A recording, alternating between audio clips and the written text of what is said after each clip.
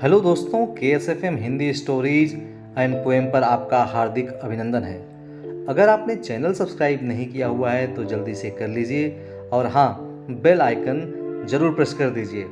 चलिए सुनते हैं आज की कहानी। शिव के कई रूप हैं, उनके हर रूप से हमें प्रेरणा मिलती है। उनके नटराज अवतार के बारे में बहुत कम लोग जानते हैं। आइए जानते हैं महादेव के नटराजन अवतार की कहानी।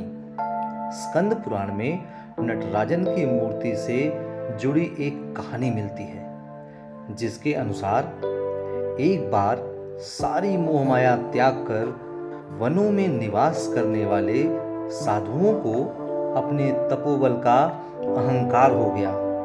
वो लोग साधारण मनुष्यों को तुच्छ जीव मानने लगे। ये सब देखकर कैलाश में विराजमान भगवान शिव को उन साधुओं का अहंकार तोड़ने की एक युक्ति सूझी। भगवान शिव भिखारी का रूप धारण करके वन में टहलने लगे।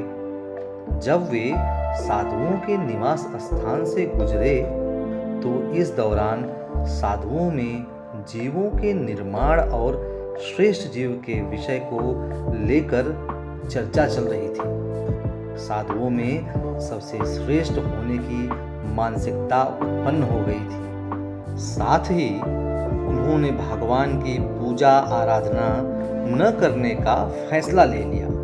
वे मानने लगे थे कि पूरा संसार साधुओं पर ही टिका हुआ है। उनकी बातों को सुनकर भिखारी वेश धारण किए शिव ने उनकी बातों पर तर्क सहित गलत साबित करना आरंभ कर दिया। शिव को ऐसा करते देख अहंकार से भर चुके साधुओं ने शिव को दंडित करने की योजना बनाई। उन्होंने मंत्र की शक्ति से एक दानव और कई सांपों का सृजन किया।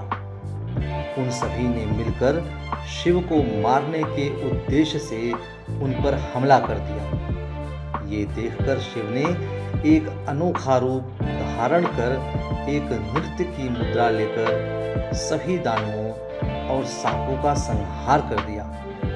नटराज की मूर्ति में भगवान को शिव नागों से लिपटा हुआ दिखाया गया है। ये अनुपम दृश्य देखकर साधुओं का अहंकार एक पल में टूट गया और उन्हें शिव की माया को समझते हुए देर नहीं लगी।